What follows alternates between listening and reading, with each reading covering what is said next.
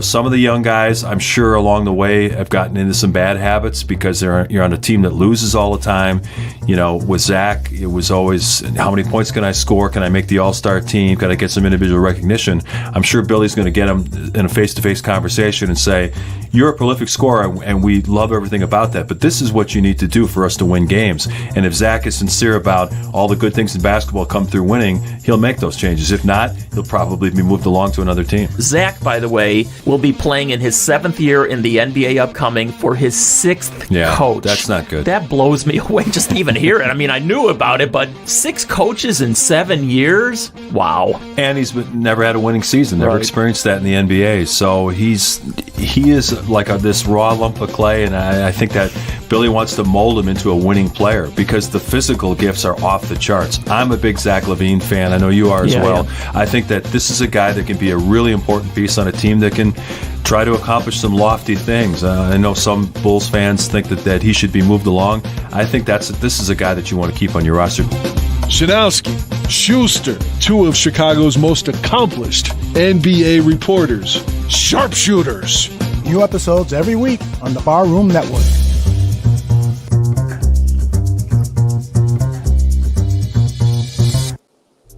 Here at the Barroom, our growing list of shows begins with outstanding Chicago Bears coverage. Former Bears scouting director Greg Gabriel and sports reporter David Schuster begin and end the week with analysis and uncensored opinion. You can't tailgate at Soldier Field, but you can do it virtually every day before game time on the Barfly Tailgate Show. After every Bears game, the passion is unleashed on our Bear Football Show, which you can find on our YouTube channel and social media pages. Midweek, get a comprehensive update on the Bears' upcoming opponent with Buffon 55. Also on Hump Day, make sure you check out Dan and Aldo Bare Their Souls. It's penance for Bears fans. We all know winning teams are built through the NFL Draft, and that's why Draft on Tap is a must for Bears fans. The best way to win your fantasy football season is by listening to Tuesday's Fantasy Football Goon Show. Want to win more money and be entertained by the great Mike North? He's here at the Barroom. Mike isn't the only Chicago sports radio icon at the Barroom. Join Les Grobstein and David Schuster as they take you on a whole new dimension in sports talk. And there's David and Mark Shanowski, 2 of the absolute best NBA reporters in Chicago. They keep you up to date on all the Bulls happenings with sharpshooters. The Cubs are covered like their field during a rain delay with the new Friendly Confines show. Whether you're a sports collector or not, you'll enjoy Stuff Your Mom Threw Out, Just Don't Tell Mom. Don't be in the dark on what's happening on Netflix, HBO, and all the other streaming networks. Check out I Have a Stream. And that's not all. We're adding new shows all the time here on the Barroom Network.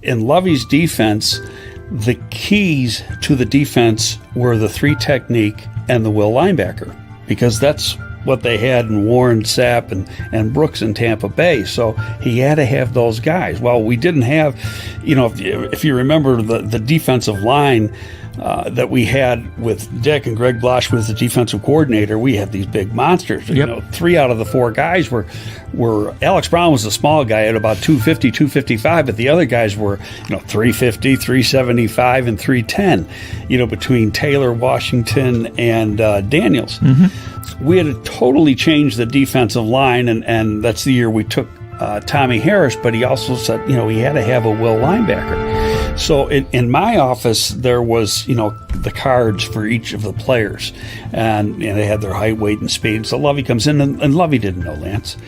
So he looks at his speed, and he goes, he can't play. Why not? And he had, had a very strong rookie year. Look at the speed. So Lovey, he plays 4.55. He timed 4.78 or 4.77 at the combine. So Lovey, don't worry about it. He plays in the 4.5. He's got great instincts. And that, he goes, okay, I'll trust you. We'll see what happens. And obviously, history is history. Lance was a great linebacker in that scheme. And part of it was his instincts. As good as an instinctive player as I've ever been around.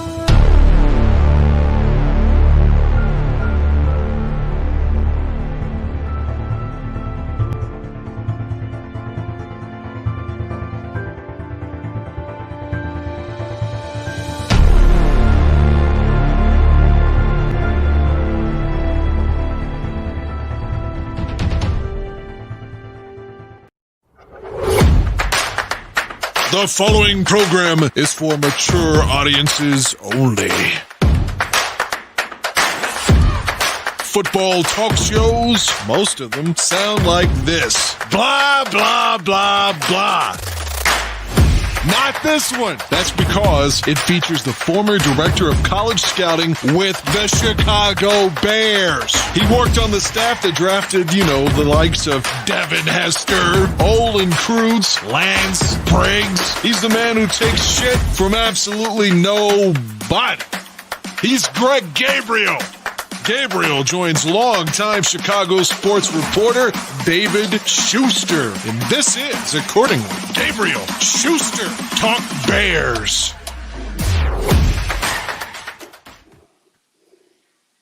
And welcome into the Gabriel Schuster podcast. It's video style as we take a look at the upcoming game against the Carolina Panthers. I am David Schuster, that good-looking guy. See you now. That, of course, is Mr. Greg Gabriel. And I don't know where our boss is, but if he can come into the screen also, here he is. Look how debonair he is. That's Aldo Gandia. And guys, are you a boss, Aldo? I never consider myself as a boss. Okay, I just want to make sure. That's Mayor Daley, the original Mayor Daley. Okay. Hey, guys, I got to tell you, I'm coming to you live from down in enemy territory. I'm in New Orleans, and I was here the other night. I was scouting out the future opponent for the Bears, the New Orleans Saints. All right, I told a half lie there. I am in New Orleans. I did not scout out the New Orleans Saints. Actually, I've been scouting out the French Quarter a couple of times already, so I got to clear that all up. But we're obviously going to talk about the Bears' upcoming game against the Carolina Panthers. We're going to hear from Matt Nagy. We're going to hear from Teddy Bridgewater, and there's a lot to talk about him. And, of course, we'll hear from the Bears quarterback. That's Nick Foles. But, guys, good to see you, and the Bears are 4-1. I don't know if I'm going to win my bet or not, Greg. This is a big week. I hope you're saving your money, Schuster. What are your initial thoughts about the upcoming game, guys? You guys go first. This is obviously a winnable game, but Carolina's won 3 games in a row. Still, the teams they've won against, Bears have beat, a couple of those teams themselves. But, it's a team with a new coaching staff. They brought in a college staff, and they're doing things a little bit differently. They're playing with a lot of enthusiasm. It's a spread offense. I don't think you're going to see a lot of base defense for the Bears. You're going to be seeing a lot of nickel, probably 5 defensive backs, the 4 linemen, 5 defensive backs in there. And they like to throw the ball. Teddy Bridgewater's done a hell of a job. 73.4% is completion percentage through the first 5 games this year. Yeah, your initial thoughts. I'm a little worried too. I think this is an under appreciated team. The way they're playing right now is very impressive, and you got to talk about Mike Davis, the running back that the Chicago Bears signed last season. Didn't get any snaps at all, hardly any, and he was released, and now he's a member of the Panthers, and all he's doing is breaking tackles, catching passes, and playing really good football. And so the Bears' run defense, which has had some trouble, is in for a challenge this week. Now, let's be honest, Aldo. He got a lot of those yards against Atlanta last week. True. Very okay, and Atlanta is I think the best they might have played was against the Bears, and since then it's been downhill quickly. Mm-hmm. And their coach got fired after the game against the Panthers. This is a team that's a team that's really struggling. So I'm not going to put a lot of stock into that, but Mike Davis has really played good football. You can't take that away from him. All right, let me follow up on some of the things that both you gentlemen have already said. First of all, as you alluded to, Greg, they lost their first 2 games. The Panthers did. The first game they lost to the Raiders 34-30. Then they lost to Tampa Bay, one of the mutual 2 opponents that the Bears have already played, 31-17. But as you also alluded to, Greg, they won their last 3 games. They beat the Chargers 21-16. They beat Arizona 31-21, and they beat Atlanta 23-16. Bridgewater has been, as you said, Greg, also very sharp with his passes so far, 130 of 178, a little bit over 73%, 6 touchdowns, 3 interceptions, a quarterback rating, guys, of 101.3. So that tells you he has been efficient. Mike Davis, again, 220 yards on the ground, filling in for Christian McCaffrey. First of all, is McCaffrey going to at least be activated, or do you think they'll hold another week? He has to be put on designated for return, and they haven't done that yet. Okay. So he's at least another week away. And they lost a key player from their defense. They lost Kewan Short. He had surgery earlier in the week. He's done for the season. The Panthers losing Kewan Short in the middle of their defensive line is like the Bears losing Eddie Goldman. And you could run against the Panthers to begin with, and now they've lost their best run defender. Absolutely. So finally, maybe the Bears, who've only had, 60 yards total running the last 2 weeks combined, they might be able to take advantage. And that's not the only guy that's beat up on their and he's, of course, out of the game. They have a couple of other guys on their defensive line, maybe not their studs, if you will, but they're a porous defensive line, bottom line. So if you're not able to run against this team, then the Bears' running attack's got problems, Aldo. Well, I'm with you there. And, Matt Nagy was talking today about trying to get this running game. In fact, every time he's met the media, he's being challenged about what's going on with this run game. And is it about the play calling? Is it about the offensive line? I'd love to get Greg's assessment of how this offensive line is playing, because what I've seen the last couple of weeks is that not consistently, but a lot more than I saw in the first 3 games is a team, an offensive line that's getting blown off the line of scrimmage and being pushed back. And so therefore Montgomery doesn't have a lot of running room. What do you think, Greg? Well, they've played the number 1 and number 2 ranked defenses in the National Football League the last 2 weeks. So let's see what they do this week. I'm not going to push the panic button yet. We're gonna because the line played actually excellent football the first 3 games, played good defenses the last 2 weeks. They struggled. Let's see what they do this week against Carolina. Now, if they struggle against Carolina, now we got a problem. All right, let's talk about Carolina's defense, because they've allowed on average 355 yards per the 5 games. That's a lot of yards. 133 on the ground as an average. So again, the Bears have only averaged 30 yards for the last 2 weeks on the ground. You better have a lot more than that going against this. Jeremy, what's his last name? Jeremy Chen. He's been very good at the safety position. He's got 44 tackles through the first 5 games. Their kicker, Joey Sly, he's been pretty automatic, 13 of 14. Hasn't attempted anything over 50 yards just yet, but he's pretty automatic inside the 50-yard mark. Bobby Anderson is their leading receiver at 36 catches. So their defense gives up a lot of yards, guys, and they don't really run the football. So honestly, I think Teddy Bridgewater has been obviously their focal point so far. Well, I don't agree with you that they don't run the football, because Davis has run for 220 yards, and before you got hurt, McCaffrey ran for 115 or 120 yards. So they've got a good ground game. At least it's been good over the last few weeks. But at the same time, let's get back to their defense. We know Kewan Short is out, and then their best pass rusher, Brian Burns, who was a top pick, he's had a concussion. I would say he's questionable to out for this week. He's in concussion protocol now. That's going to be a league decision whether he is able to play this week. We'll have to check out the injury reports. Hey, Greg, I want to ask you about Bridgewater, because, again, when we go back to the preseason, before the Bears even signed Nick Foles, Bridgewater was obviously in the running for the Bears potentially to go after. I don't know what your opinion was back then. I don't think we talked about it back then, but he was high on my list for a couple of reasons. First of all, when he took over for Breeze down in New Orleans, he was undefeated in the 5 games. He was 5-0. He also was very familiar, obviously, with the Bears division, coming from Minnesota before that. What were your thoughts then? I know that you thought that Foles was the right guy to go for, but did you think Bridgewater would be a possibility back then? Yeah, I mean, he had played great football last year for New Orleans. Now, part of that is playing in New Orleans' system and having Sean Payton as the head coach who designed that whole offense. That helped him a lot, and they put him in position to make plays, and he made the plays. I think that, the one question mark was health. And so far this year, he has remained healthy. He was good last year, but he had that real serious knee injury when he was in Minnesota, to the point where, Minnesota finally said, let's let him go somewhere else. So good player. He's playing excellent football right now.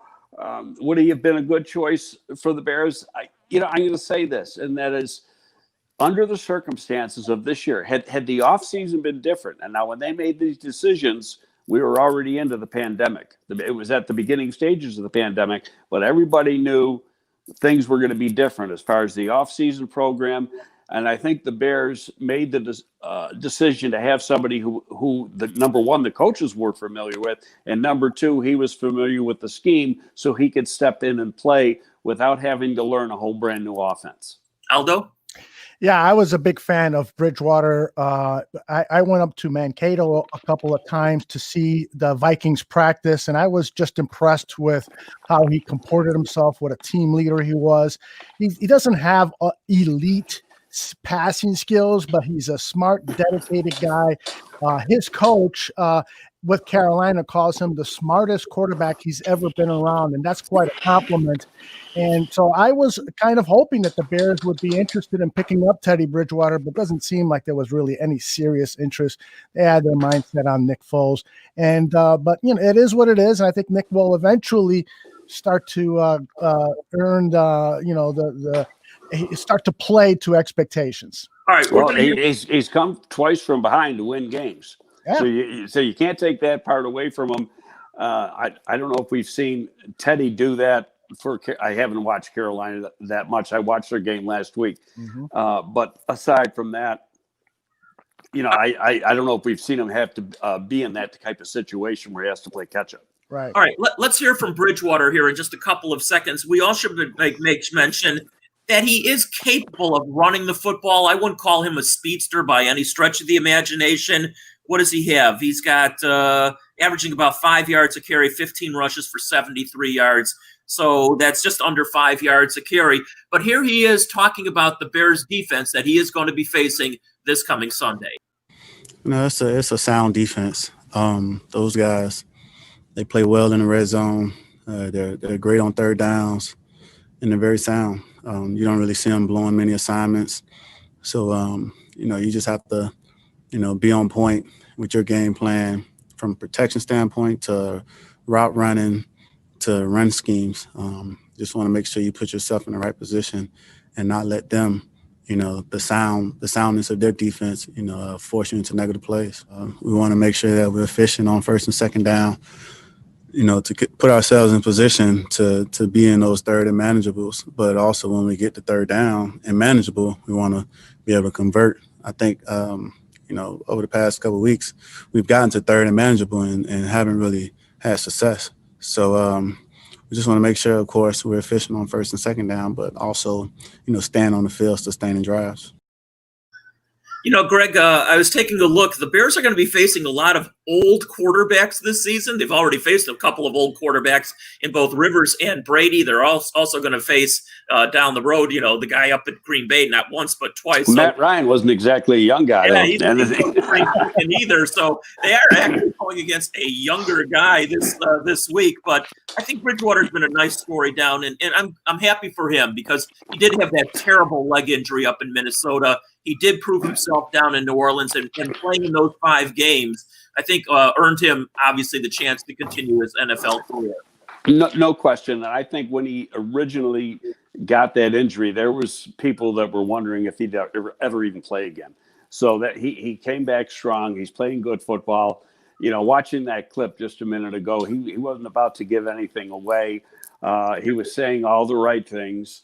So, I mean, it was a typical early in the week interview with the opposite team's press. That's true. All right. Speaking of interviews, I got some good friends who work for the Panthers organization. You have friends. They've told me, for what it's worth, they've told me that Mike Davis is actually psyched like no tomorrow because let's face it, here in Chicago in the 3 or 4 games that, he might have even played, and he was a bust. I'm not saying that's his fault.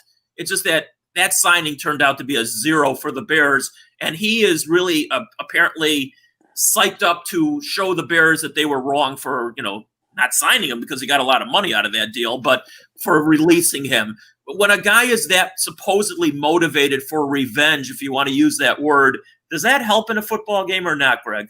Yeah, I mean, it will obviously help him. He's going to play that much harder, but it's going to be at the beginning of the game.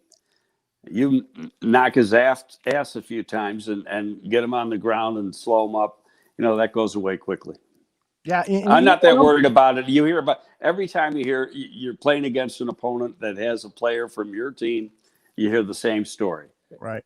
And what I'm worried about is he leads the NFL in broken tackles, and it's not like the Chicago Bears have been the best tackling team in the NFL.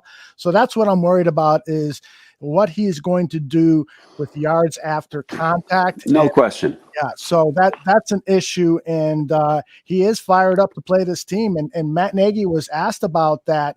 He was asked about why Davis didn't find a role with the team, and Nagy said, well, we signed him as a free agent, and then David Montgomery became available in the draft. And so basically what he is saying is we couldn't have a 2 running back system here. I was trying to develop Montgomery, and so Mike Davis kind of fell out of favor because of that. That seems to be like a backhand slap, and so I don't blame Davis for being fired up to play the Bears.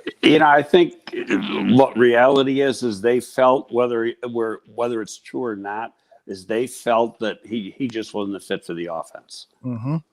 All right. And what reality is, though, David, is when you watch the way he's played with Carolina, he catches the ball very, very well coming out of the backfield. I think he would have been a great fit. He just didn't get the opportunity. So, rightfully so. He's a little pissed off. He's going to go into the game with a chip on his shoulder and try to put up some yards. Now it's up to the defense to stop. Yeah, if I read this correctly, Greg, he's already had 30 receptions. He's second on the team in receptions so far. Yeah. So obviously, a lot of those. A lot were last week. I think over the last 2 games, he's had some big reception yards. Sure. Okay. All right. Speaking of David Montgomery and speaking of Matt Nagy, let's hear from the head coach of the Bears, who talks about trying to get David Montgomery much more involved this week. We want to be able to get him to 20 carries. I've told him 20 carries is a lot of carries. If you're looking at by quarter, 16 going into the fourth quarter is a high amount of carries and touches going into the fourth. Because then in the fourth, if you're winning, you get another 4 carries. You reach that 20 in 4-minute mode. What's happened is we're the opposite. We're playing from behind in 2-minute mode. So he's not getting carries. He's getting more protections and then, catches. You saw last week, he had catches. In a perfect world, let's get him 20 carries and see what he can do with it, because he's the type of back that is going to be able to give you body shots and beat you down. He breaks a lot of tackles, and he's going to take one the distance. And so we just got to get in that situation. And the last 2 weeks, to me, were the ones that were difficult. The ones before that, the first 3 weeks, I thought you felt like our run game, you could feel our run game the first 3 weeks. And he still didn't have a lot of carries because we were behind. And so he lost the fourth quarter, right?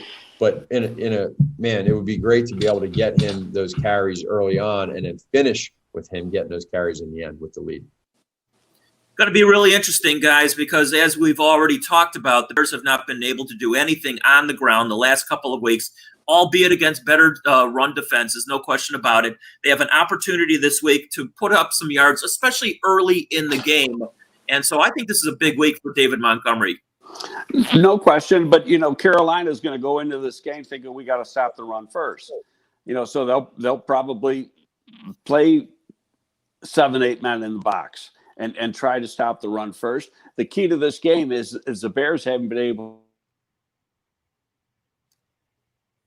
in the first quarter, and they got to get points on the first drive. End of discussion with the first quarter, first drive. You got to get some points right away, and that alone will start to open up the running game. Yeah. All right. Go ahead, Aldo. I'm sorry. I was just going to say, it's the offensive line again that I just see them getting thrown off. And so I wanted to ask Greg, Juan Castillo he didn't test positive for COVID, but he had interaction with somebody who did test positive, and so he's going through the COVID protocol. He's not going to make the trip down to Carolina. And so what does that mean for a football team when the offensive line coach is not there and the assistant offensive line is basically going to be coaching the team on the sidelines and making the adjustments necessary, and with a new left guard? Do you think that's a big issue that we should be paying attention to? In all honesty, I don't think it's as big an issue as some people are going to make it out to be. And I'll tell you why. Dominic Raiola has been coaching now for probably 4 or 5 years in the National Football League. He's capable of being a lead offensive line coach in the league. He played in the league for a good number of years. He's shown that he's a good coach. He's worked with these players. This is, I think, the third season, even though it's 1 year. This is Raiola's third year. He came in with Harry Heastan. He knows these guys really well. He knows what they can and can't do, and they know him. So I don't see it as a big problem at all. It's really going to be just, business as usual.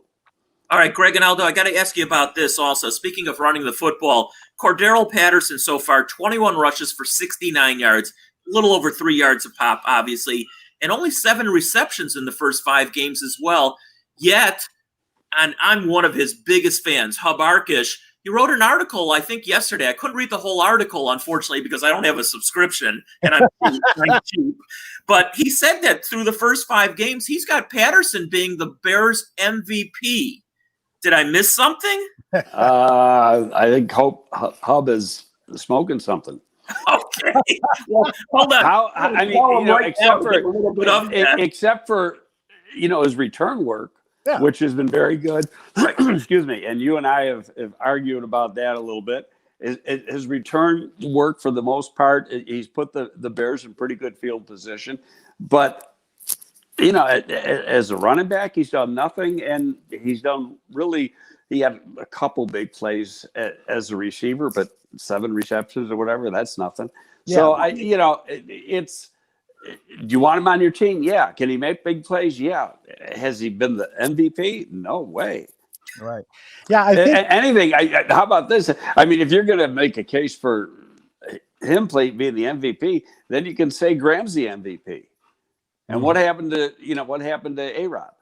Yeah. Right. Well, that's a great question. I think, perhaps I did not read the article, but I saw the headline. Perhaps Hub was also including his work, Cordero Patterson's work as a gunner on special teams, which has also been very impressive, like it was. No question. Last season. And you need guys like that.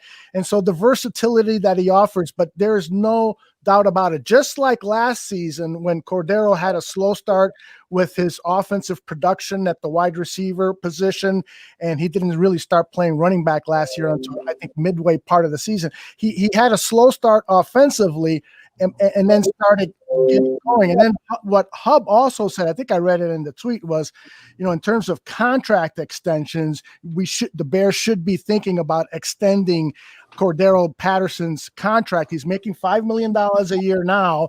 And so, I would love to have him back, but is he at $5 million now though? I thought it was a 2-year, $5 million contract. Maybe I'll double check that. Yeah. I'll double check that as we talk. Okay.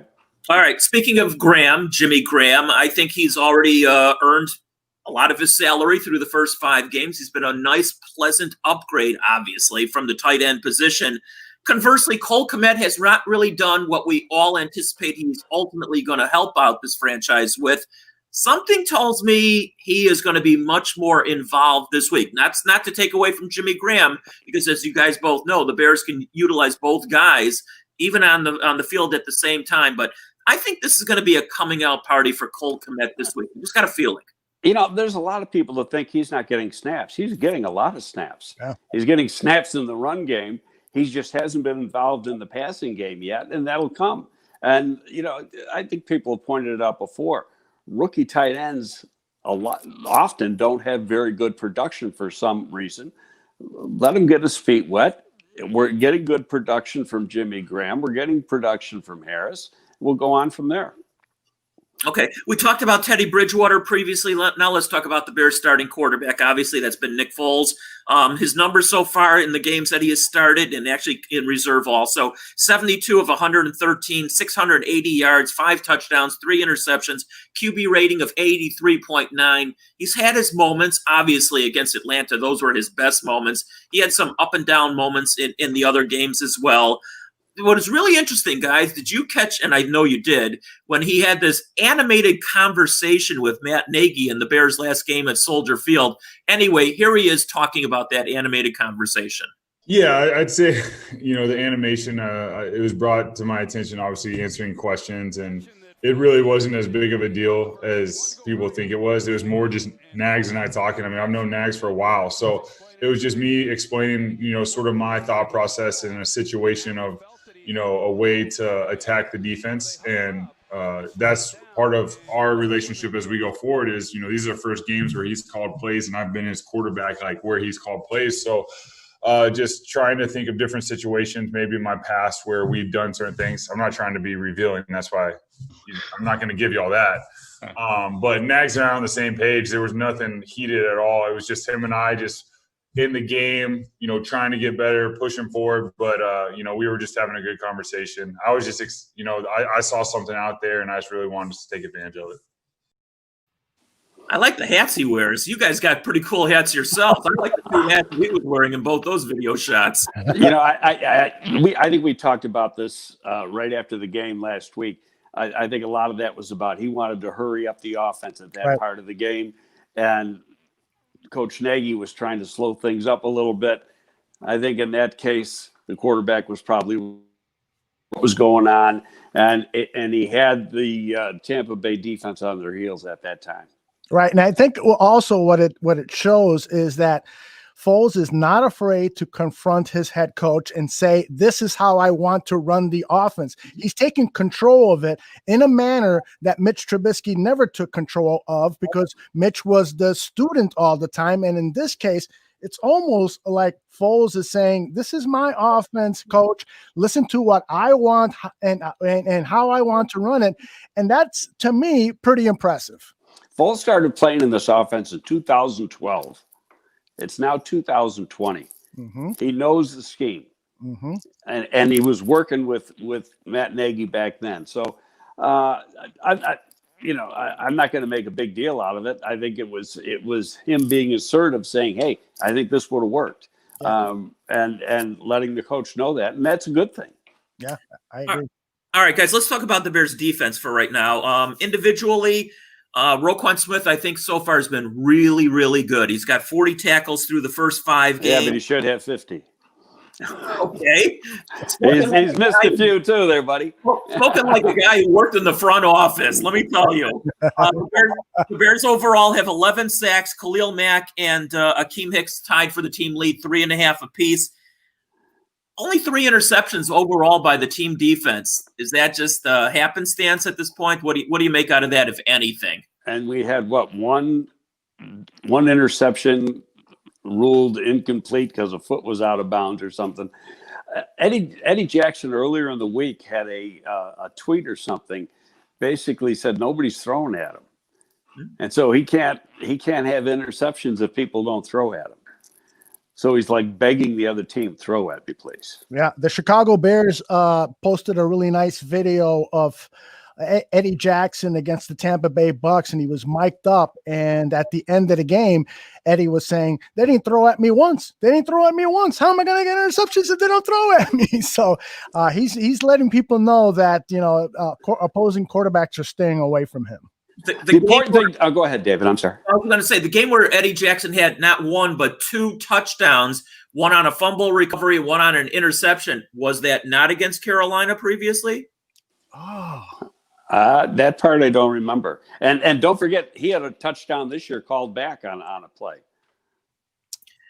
Listen, I fell in love with him the game there. He had the 2 touchdown returns. I think it was against Carolina. I could be wrong about that, but he's a big play guy, and his day is still coming, and it might even be this Sunday. Who knows? The important thing with the defense is that whether it's interceptions or fumbles, is that they create turnovers. Right. And I think they've been pretty successful, more so than a year ago, at creating turnovers, at least in this early part of the season. And as you well know, because you worked under Lovie Smith for all those years when he was the head coach, Greg, that's what the defense prides itself on. If you can turn the offense to turn the ball over and give the ball back to your offense itself, I mean, that's the name of the game for a defense, isn't it? Oh, no question. They can't score if you take the ball away from them. I think we've talked about this before, and I watch for it in every game.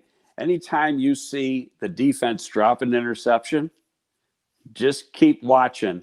I guarantee you the offense is going to score on that drive. Mm-hmm. You can't lose that opportunity. Lovie said to me, and that was Lovie's big deal. Lovie said they can't score if they don't have the ball. Truer words were never spoken. One last thing on the defense before we take a look at some other stuff around the NFL. I think Chuck Pagano was talking to the media earlier today, and I saw a quote that he said that Khalil Mack, who's certainly had a really good game last week against Tampa Bay, especially in the second half. He said that last year, and his production was down last year. He was double and triple teamed a lot, obviously. But I think Pagano was quoted as saying he was beat up from head to toe last year. And obviously, we never really know the even though they come out with the injury reports, and they're even vague with those most of the time as well, you don't really know what the status of these guys are. And it makes more sense now that I think about it because, I mean, he's only 1 year removed from just being an absolute destroyer on defense the previous year, and his production was down last year. Maybe he was more beat up than we even know, guys. Well, it's that, and then they weren't getting the production, at least as a pass rush, from the opposite side of the line of scrimmage. So, now that they're getting some help there. They're getting, with Akeem Hicks, you're getting the interior push, and that's going to help Khalil Mack a lot. Yeah, I think Akeem Hicks' absence last year, I think that Greg just said that is part of the reason Mack's production was down last year. But there is no doubt in my mind that he was not 100% healthy. And, as soon as he was taken off the injury list this year, all of a sudden he looked like a brand new guy. It was like a switch has been flipped. And so he apparently is totally healthy, or as healthy a veteran of his ilk can be in the NFL. And he's playing really, really well. I hope that he can match that production this week, so we won't have to listen to fans starting to complain about Khalil Mack again. Yeah. You know what I thought was funny is that it came like the day after the Tampa game, or it might have been 2 days after, that somebody mentioned the Pro Football Focus said that statistically that was or not statistically, but the way they grade players, that was Khalil Mack's worst game of the year. And I had to reply to that. I said, what the hell football game are they looking at? He dominated that game. Yeah, he totally dominated the game. He did. All right, guys, before we go around the NFL, and there's some really interesting games coming up this weekend, I got to ask you, Greg, because as of right now, I think Le'Veon Bell can sign with a team as of 5 o'clock today, but it's not likely that he will. I'm going to guess anytime after 3 o'clock. So after the waiver. Okay, yeah. I stand corrected. But I'm sure you've all, both guys have seen the reports that supposedly he's narrowed it down to 3 teams. Greg, Buffalo, Kansas City, and Miami. First of all, do you buy into that? And do you want him on your team? That's a good question. He shit the bed in New York. Okay.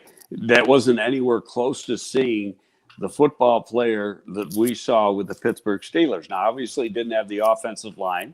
He didn't have Ben Roethlisberger, and those things all help. But here's the one thing with running backs is that when running backs start to go downhill, it's not a slow decline. It's like they fall off a cliff. And that's the one question that you got to ask yourself if you go out and try to sign this guy. Is he falling off the cliff, or is it just that he was in New York for a few years and he really can be the player we saw in Pittsburgh? The good part about it is it's really not going to cost you any money to sign him. It's going to be because that money he had, the contract he had in New York, that was guaranteed money for this year. He was on the roster for the first game. He's getting that money, and he had some other guarantees in it. You're going to get him for the minimum, and that's just going to offset what the Jets are playing. I got a question for Greg. Somebody on Twitter, I forgot who it was, said something about Le'Veon Bell probably wouldn't be a good fit for the Bears because he likes to pause behind the line of scrimmage and find the hole. He's really good at that. And with the way the Bears offensive line is blocking, that style doesn't really fit this team, and that somebody like Lamar Miller, who has been signed by the Bears, but they're kind of waiting for him to get 100% because he's still nursing that ACL injury that he had a year ago, that Lamar Miller would be a better fit for the Chicago Bears. So let's be patient, and Lamar can help this run game. What do you think? Well, if you look at Le'Veon Bell at his best, he's I call it a patient runner. And he has great vision. He has great instincts. And he got the ball. Now, he was not – I did him when he was at Michigan State, and he was not that kind of runner at Michigan State. He was more explosive getting to the hole. Once he got to the NFL, that was something that he learned to do is really have that patience to see where the opening was. And then he's not a fast guy. He's not a burner. He's not, a 4-4 guy that's going to take it to the house, that's going to scare you with his speed. He scares you with his ability to find that crease. And I don't care who's blocking on the offensive line. That's an instinct that you either have or you don't have. Mm-hmm. All right, guys, let's go around the NFL. Like I said, there's some really interesting games coming up on Sunday. Let's start with Houston at Tennessee. And I know, Greg, you had some thoughts on the Tennessee-Buffalo game from the other night. You want to start there and then – Wait a minute, Houston at Tennessee, that's impossible because Tennessee just played on Thursday night. I think that game got switched. Did I? Okay. All right. Let me cross that one off. Maybe I have. But I'll tell you what. Let's say I'll take Tennessee over Buffalo. Oh, that game was already played, wasn't it?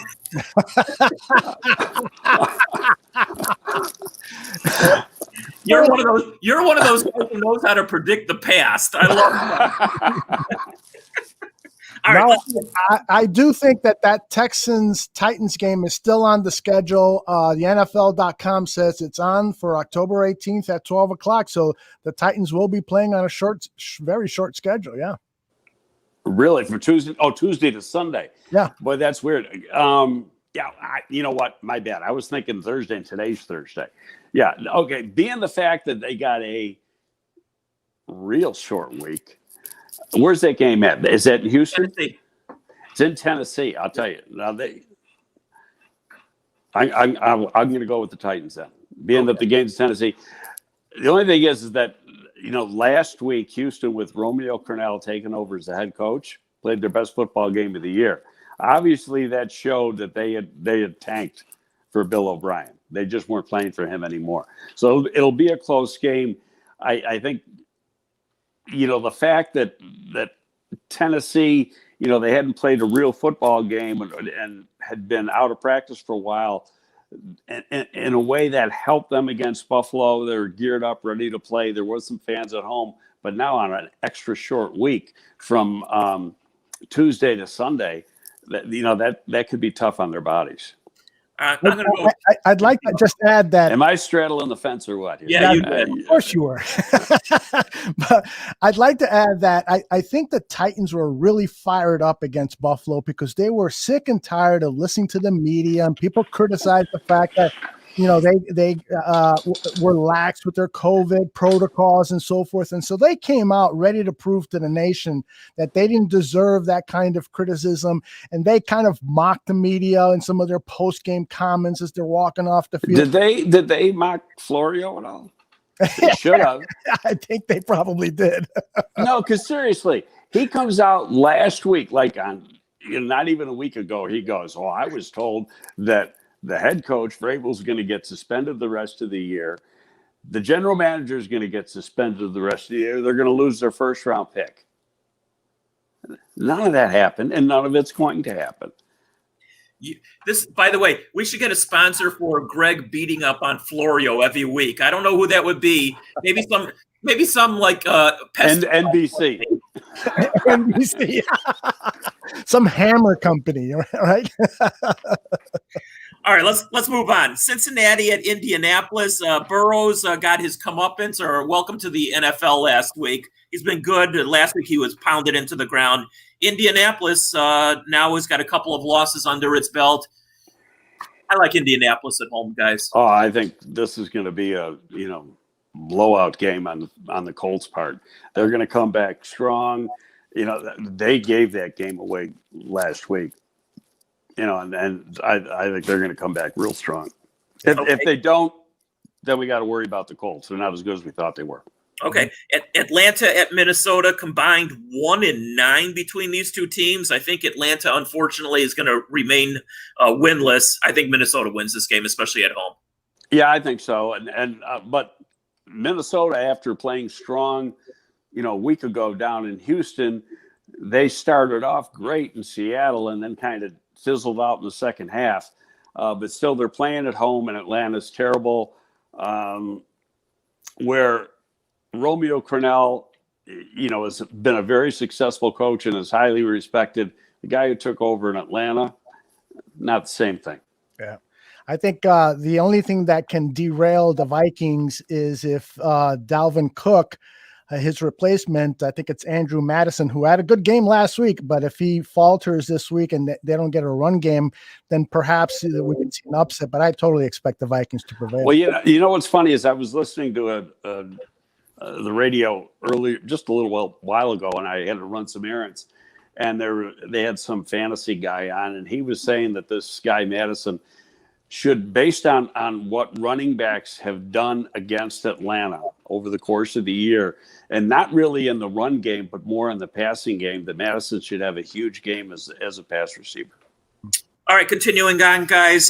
Denver at New England. I'd love to see Bill Belichick go underneath 500, but I don't see that happening. Sorry. No. Denver's hurting for certain. Okay, let's continue on. Here's one of the dog games of the week, and there's a lot of them, by the way. Washington 1-4 against the Giants, who have yet to win a game. And I'm sorry to say, because I love when New York teams lose, I think New York wins this game. You know what? They should have beat Dallas, and they gave that one away. I agree with you. I think New York's going to win this week. Okay. I don't think anybody cares. And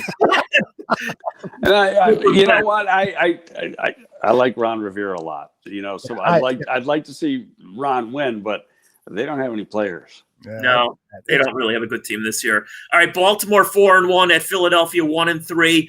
It's really interesting when I'm watching the NBA the other day, and they talk about Rajon Rondo, and they call him playoff Rondo because he plays incredibly well in the postseason. Well, when I think of Lamar Jackson of the Colts or of Baltimore, the Ravens, I think of regular season Lamar Jackson because he's great in the regular season, especially for rotisserie teams. Unfortunately, it hasn't panned out in the postseason for him so far. But Baltimore at Philadelphia, I think Baltimore wins this game, guys. Yeah, I agree with you, and I'll throw another stat at Jack. You know who the most inconsistent or inaccurate passer is in the league with open receivers? The Philadelphia Eagles quarterback. Wentz? Yep. And so I'm sorry, what was the stat again? It's hitting open receivers. Guys that should be easy catches. He is the most inaccurate quarterback in the league right now. And you liked him coming out of college, right? Yep, loved him. All right, let's continue on. This is a good game. Cleveland 4-1. When was the last time you said that? Against Pittsburgh 4-0. This is a good test, actually, for both teams. To me, this is one of the games of the week. And the game's in Pittsburgh, right? It is in Pittsburgh. Pittsburgh.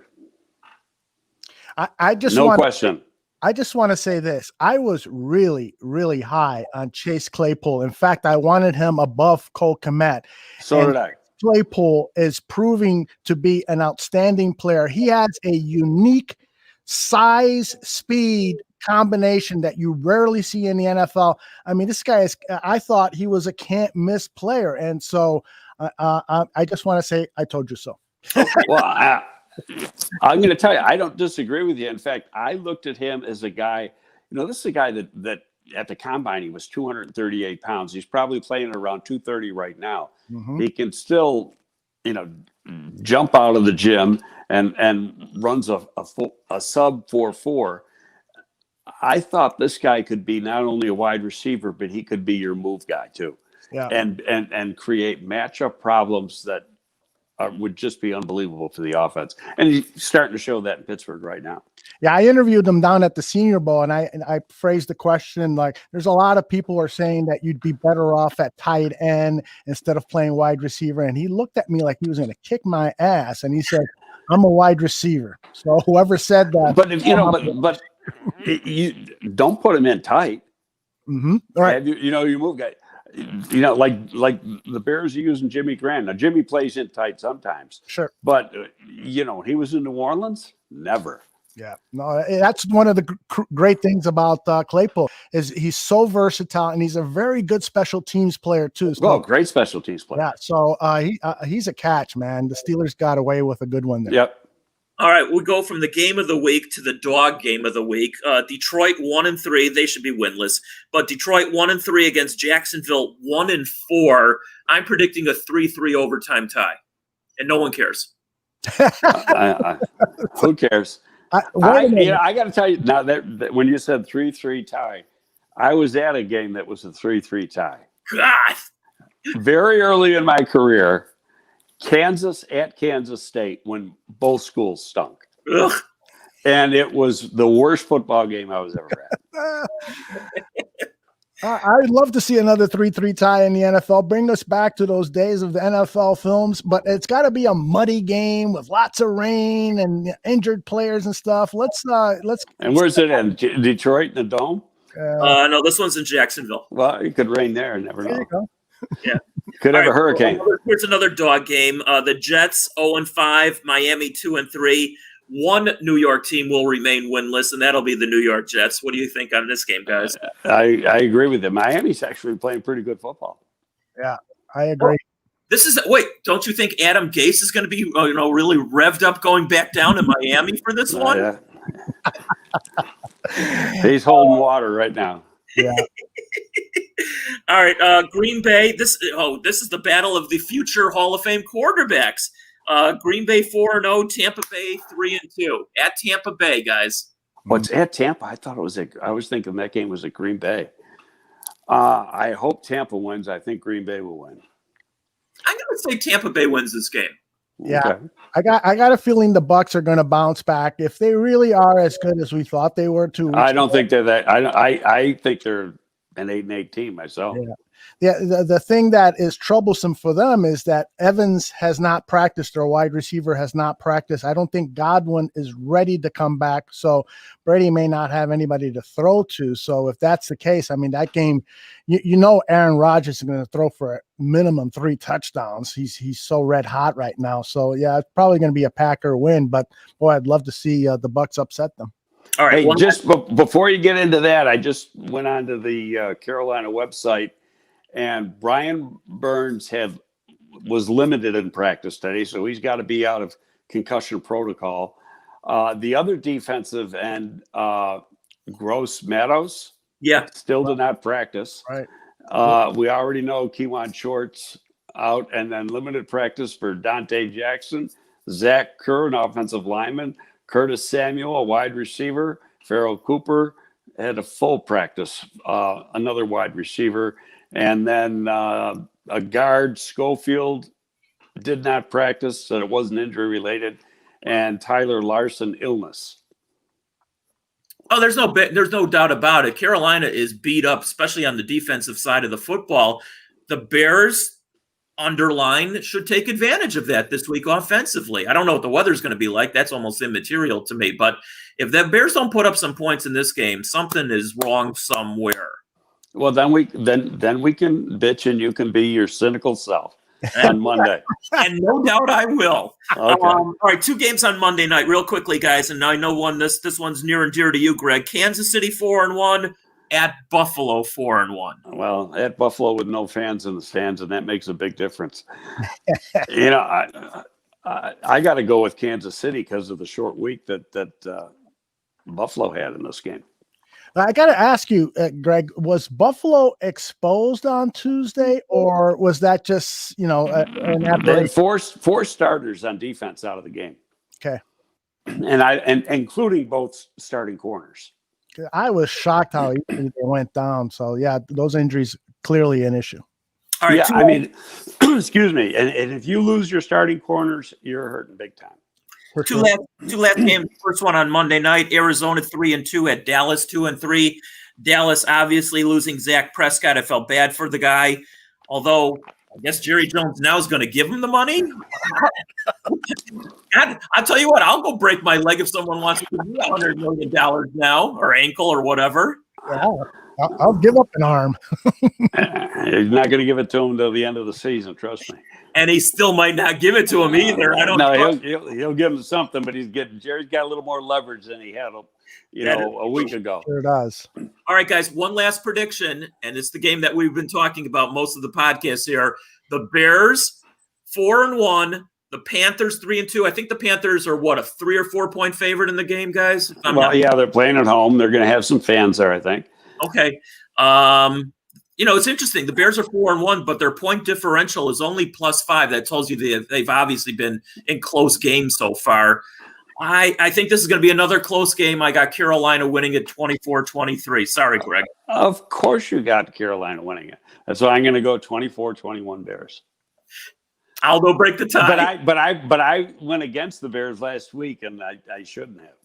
Yeah, I got a bad feeling about this game, and so I think that the Panthers are probably going to squeak out a 1 point win, low scoring, unless the Bears get this offense revved up and moving. And part of my bad feeling is the offensive line. We just have seen a regression, and maybe a question for Greg is: at this point of the season, after teams have compiled 3-4 games of game tape for defensive coordinators or offensive coordinators to kind of scout what's going on, is it possible that defensive coordinators have looked at the Bears offense and said, okay, I figured out what Juan Castillo is doing with this blocking? They had success the first 3 games, and I know they played some really tough teams against run defense, but could it be that offensive coordinators have now got enough tape to kind of see what Castillo has been doing with the offensive line? No, I because there's not much different that you can do inside zone, outside zone.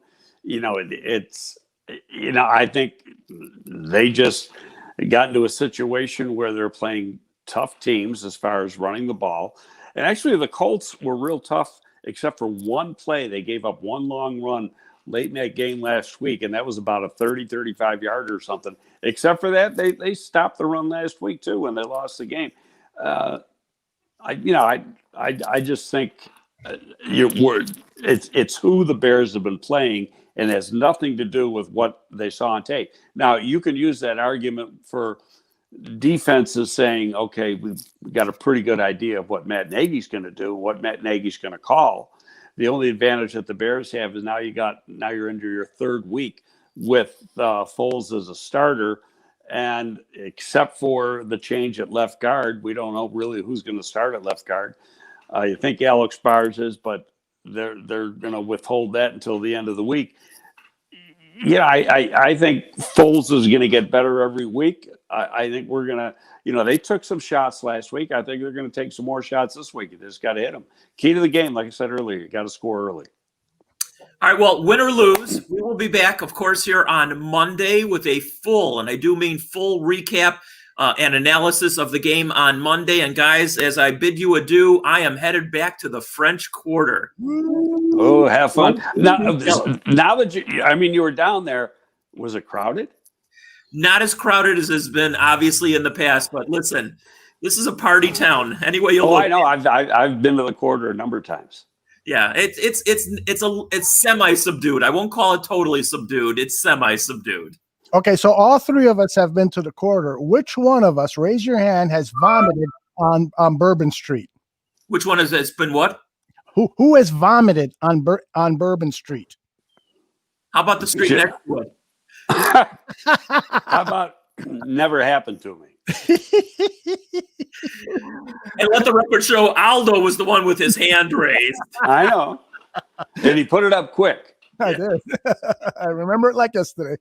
All right, guys. We'll talk to you again on Monday. Take care, everybody. We'll have a good weekend. See you later.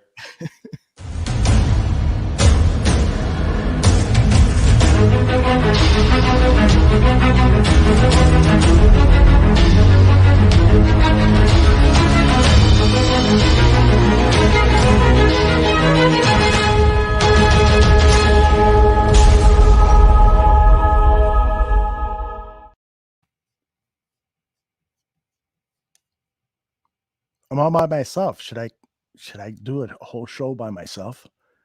Should I continue this? Talking Bears with you guys? Who's there? Who's still there? Zimmerman says, I'm glad I popped in. Glad I popped in for 47 seconds.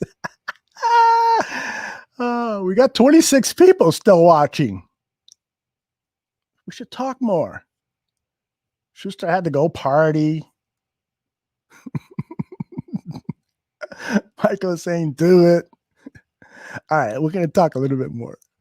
Let's just break the rules. All right, I want to show you guys something. You guys are all diehard Bears fans, so you probably have seen this. But this is Emmanuel Acho talking about why Nick Foles deserves to be the starting quarterback. So I'm sure most of you have seen this, but I wanted to share this with you. Take a look at Emmanuel Acho. This is from his Twitter account talking about why Nick Foles could be the starter.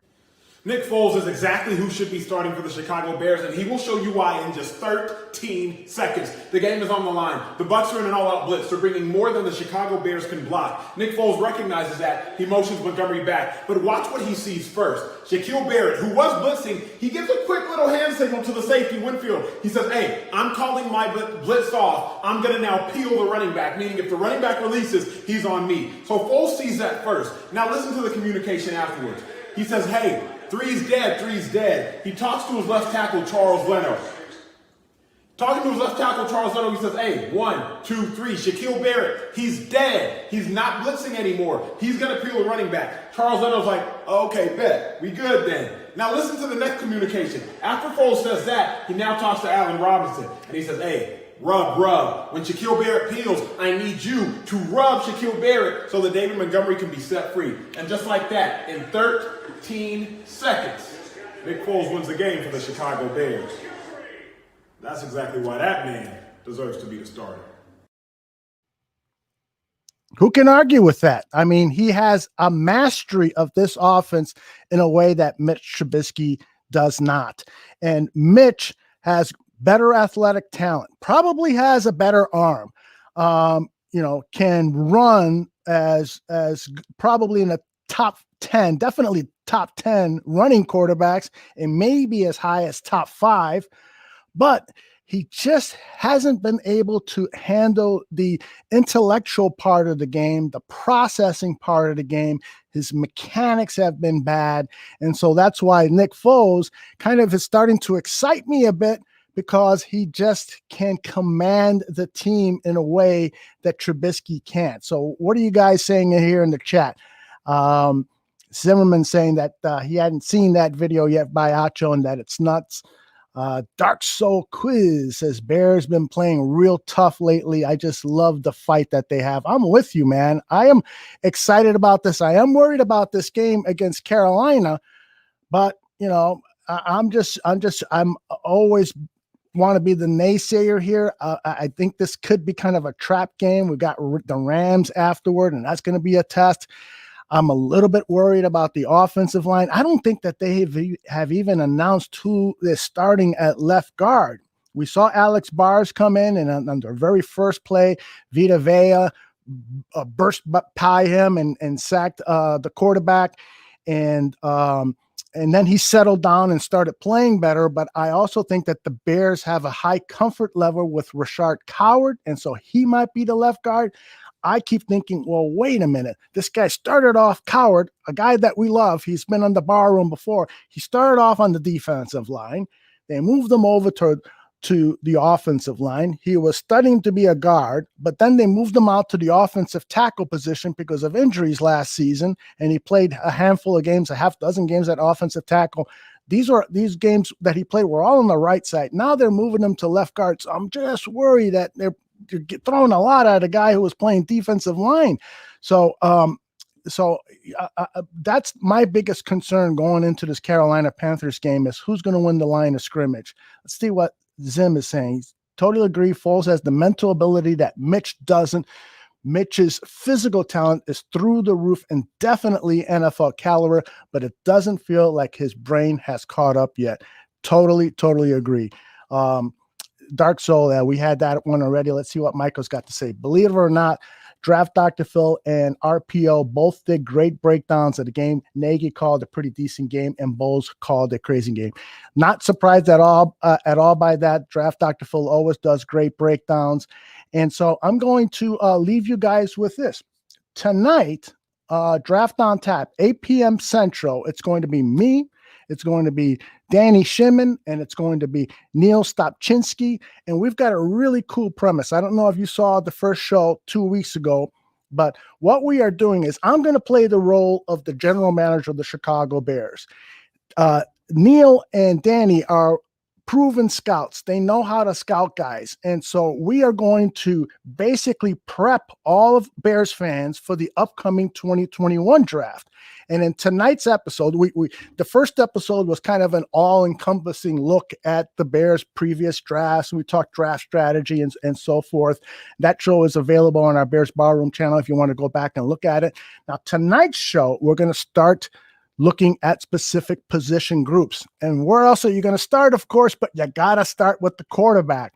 And so Danny and Neil have been working together for the last several days, and they have started to put all of the potential draft picks for this 2021 draft in buckets. So here are the quarterbacks they think are first round draft capable worthy players. Here are the second rounders. Here are the third rounders, all the way up to the seventh round. So we're going to share with you all of those players who could potentially be draft targets and what they believe, what round those guys should be drafted at. So we're going to have a blast tonight. That's at 8 p.m. Central right here on the Barroom channel. That is it. I will leave you with that and tell you that I really appreciate you guys tuning in, and we'll talk to you soon. Bye-bye.